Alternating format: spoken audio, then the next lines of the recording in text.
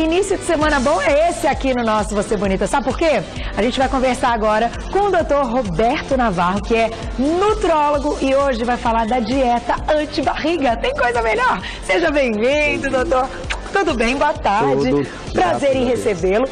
Olha, doutor Roberto Navarro veio ao programa, tem uns 15 dias mais ou menos, né? Foi no feriado. Foi. E foi um sucesso. Aliás, ele explica muito bem isso que é bacana. Então, ele sugeriu a gente passar para o pessoal aí de casa como manter a dieta anti-barriga, que é o que a gente precisa. Homens e mulheres precisam disso, né, doutor? É verdade. Por onde começamos, então? Onde é o início desse nosso papo anti-barriga? Vamos lá, porque é complexo esse tema, o metabolismo em si, que leva a pessoa a desenvolver a barriga com mais facilidade. É complexo, mas vamos tentar resumir aqui os principais pontos, tá? Tá bom. A gente chama esse quadro, onde a pessoa começa a engordar, ficar com a barriga grande, de síndrome metabólica, que é uma condição que predispõe a doenças cardíacas, ao diabetes, aumento da pressão arterial. Tá. E a própria síndrome metabólica predispõe a pessoa a ganhar mais peso ainda, ficar ainda com mais obesidade. Uma bola de neve. Uma bola de neve. Então, primeiro, acho que para ficar mais fácil, Carol, eu tenho que falar pelo menos de como o corpo funciona quando a gente come, o que ele faz com o alimento que a gente come, né? Para onde ele destina esse alimento. Tá. E depois a gente tem que utilizar essa energia que a gente comeu do alimento, né? A gente come, estoca o alimento, a energia do alimento, e depois a gente precisa utilizá-lo. Porque se a gente só estoca, provavelmente a gente vai estar engordando. Entendi. Então o corpo, para evitar isso, nos dá o direito de também utilizar a reserva de gordura, que a gente deposita no corpo. Então vamos lá, quando a gente come, a primeira coisa é haver absorção do alimento. Tá. E quando a gente come o carboidrato, a proteína, a gordura, numa refeição, tudo é digerido e começa a ser absorvido lá no intestino. Quando começa a circular no teu sangue, principalmente a glicose, que vem do carboidrato, depois nós vamos falar bastante dos carboidratos, essa glicose é uma energia que precisa ter direcionado para algum lugar. E aonde a gente precisa dessa glicose? Dentro das nossas células. Não adianta ficar boiando no sangue, porque não tem função. Se ela ficar boiando no sangue, o que pode acontecer? Aí você tem uma taxa de açúcar tão alta no sangue que você é um diabético. O que é o diabético? Que não seja uma taxa de açúcar excessiva no sangue. Perfeito. Então essa glicose tem que entrar principalmente para os órgãos onde o gasto é maior, onde essa energia da glicose é fundamental. Tá. Todas as células precisam da glicose, mas as células do músculo são as que mais precisam dessa glicose, e as células do cérebro. Tanto que a gente ficar um pouquinho sem glicose, a gente tem hipoglicemia e fica até desmaio, tontura, mal-estar. Então, quem tem quem destina essa glicose para dentro das células é a insulina. É um hormônio importantíssimo, que tem que existir. Uma vez comendo, a glicose entrando no sangue, a insulina é liberada. E a insulina vai jogando toda essa glicose para dentro da célula. Até o momento em que, na verdade, a insulina é um hormônio estocador. Ele destina o combustível que você comeu para os lugares onde precisa. Entendi. Glicose para ser queimada nas células, e estoca um pouquinho de glicose em saquinhos que a gente chama de glicogênio. Esses saquinhos de glicose ficam como uma pequena reserva para momentos em onde essa glicose já não está mais no sangue. Ela é estocada no fígado, o glicogênio estocado nos músculos. Para os momentos que a gente precisa tirar de algum lugar. Porque a gente não come o tempo inteiro. A gente não fica 24 horas do dia na frente do prato. Então, o intervalo entre uma refeição e outra, como funciona? Destinou tudo, comi, a glicose está no sangue, a insulina foi liberada, jogou tudo para dentro da célula. Tá, e quando acabar essa glicose? O corpo precisa manter energia. Então, entra um outro hormônio, Carol, muito interessante, que a gente chama de contrarregulador da insulina, chamado, é um nomezinho feio, chama glucagon. Glucagon. O que esse hormônio faz? Ele já faz o efeito inverso, ele vai buscar as tuas reservas até você comer de novo. Aí se começa todo o processo. Então, para você não entrar em hipoglicemia, para você utilizar o estoque do que você acumulou, esse tal glucagon é importante. Independente do alimento que a gente tem ingerido. Independente. Existem alguns estudos que dizem que a proteína estimula um pouco mais a liberação do glucagon. Por isso que a dieta que você capricha um pouco mais na proteína facilita esse passo. Então o que vai acontecer? Se você ingere um alimento onde a liberação, só que para o glucagon ser produzido, precisa da queda da insulina, tá? Esse tal glucagon só é liberado pelo próprio pâncreas assim que a insulina atinge um nível bem baixinho no sangue. Nesse momento é que se libera o glucagon. Então, se você ingere um alimento que permite uma liberação excessiva de insulina, O pico de insulina depois de uma refeição, se durar muito tempo pelo esse estímulo exagerado, e vou falar dos alimentos que levam esse estímulo exagerado. Não vai produzir o glucagon. Você vai comer de novo e ainda não atingiu o nível basal da insulina. Entendi. O teu corpo passa a ser um grande estocador de energia. E aí está o perigo. O perigo. Porque e a barriga vai crescer. Porque o que vai acontecer? Esse quadro de insulina persistentemente alto começa a fechar os receptores, porque para a insulina acoplar nos músculos, onde a gente mais gasta energia no músculo. Tá. Esse quadro de receptor que não deixa a insulina acoplar, a gente chama de resistência à insulina.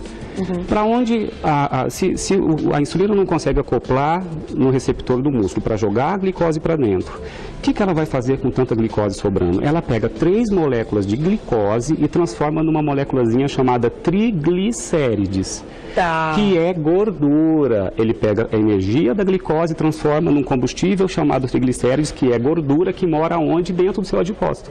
Dentro das suas células de reserva. E aí? Principalmente na região do abdômen, que é preferencial. É por isso que quando muitas mulheres olham, às vezes, no espelho, ganharam uns quilos e falam, nossa, mas a minha perna continua igual, meu braço continua, mas a minha barriga cresceu. Exatamente. É por isso. É por esse quadro metabólico. Doutor, onde os alimentos entram nessa história? Em que eles podem nos ajudar e nos atrapalhar, é claro, né? É verdade. Vamos lá. Então, Você quer começar com o café da manhã? Eu quero falar assim, primeiro, quais os alimentos que mais estimulam a insulina. Que são os carboidratos com alto, que a gente chama de índice glicêmico alto. Aliás, quem tiver curiosidade, entre em qualquer buscador da internet e coloca índice glicêmico dos carboidratos. Vão abrir várias páginas. Clica alguma delas e tem Eu tenho uma tabela dessa na muitas cozinha. pessoas já estão aprendendo a fazer isso. Você tem todos os carboidratos nessas tabelas, que, aliás, vamos descobrir o que é o carboidrato. Tem gente que fala, não sabia que a fruta era carboidrato, que o chuchu era carboidrato. E tem uma pontuação que se dá a esses carboidratos, chama índice glicêmico, que varia de 1 a 120. Os que têm numeração acima de 70, que a gente chama de índice glicêmico alto, são os maiores estimulantes da insulina.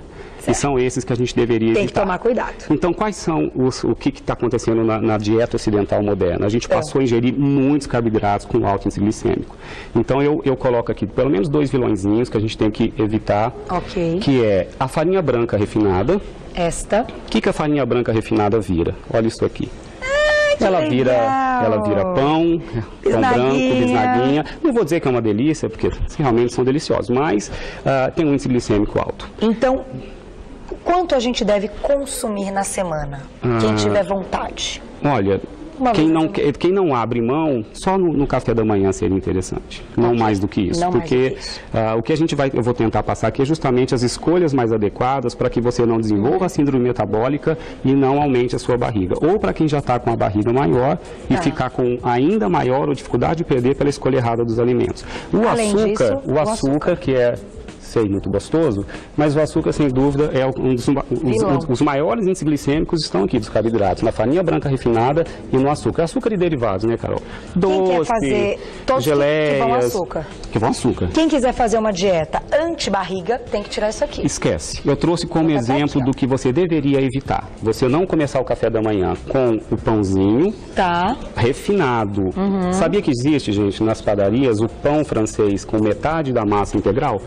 Já existe o pão francês integral. O índice glicêmico é menor. Daqui só a bisnaguinha, que eu nunca vi integral. Esses têm integral. O pão de forma também já tem integral e o pão francês já tem integral. E vamos trocar então para o que eu faria?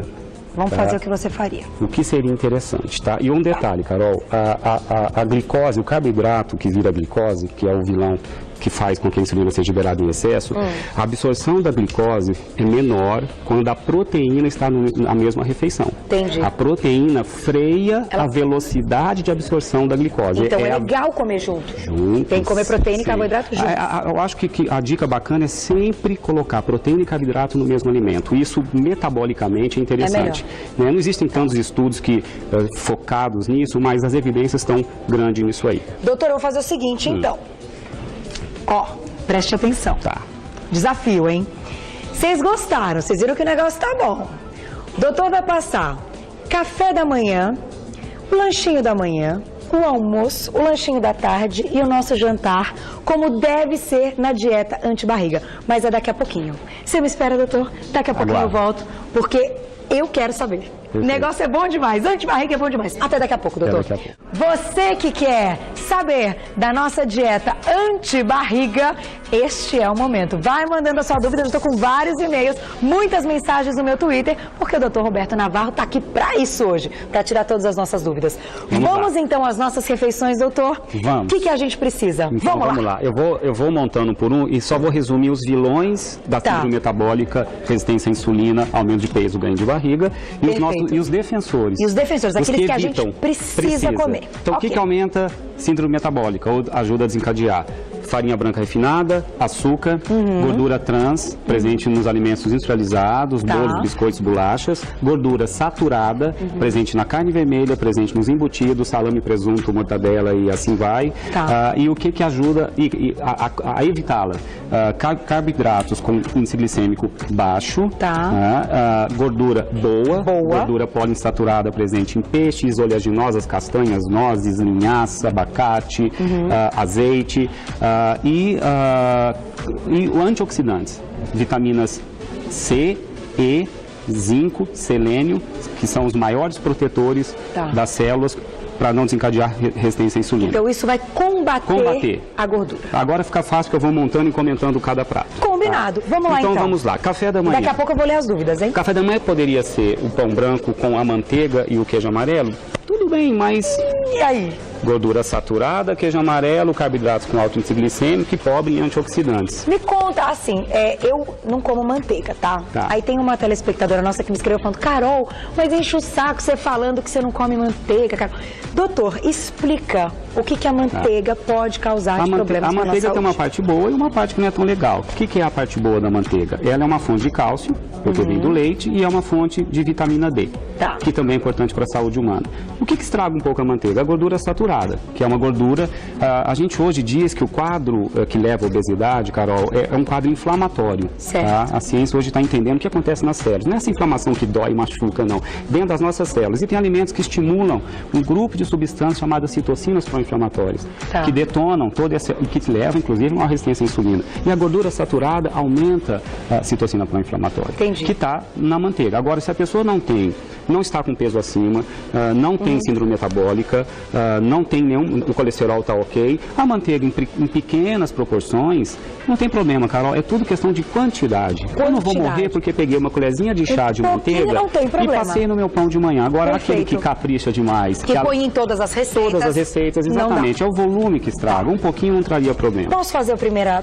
Gente, olha isso, mas é dúvida que não acaba mais. Eu vou fazer a primeira, tá? Meu nome é Jéssica, ela mora em São Paulo. Beijo, Jéssica. Doutor, eu estudo à noite, almoço no meu serviço mais ou menos 1h30 e só vou comer de novo quando eu saio do serviço às 6h30. O que eu posso comer na rua indo para aula?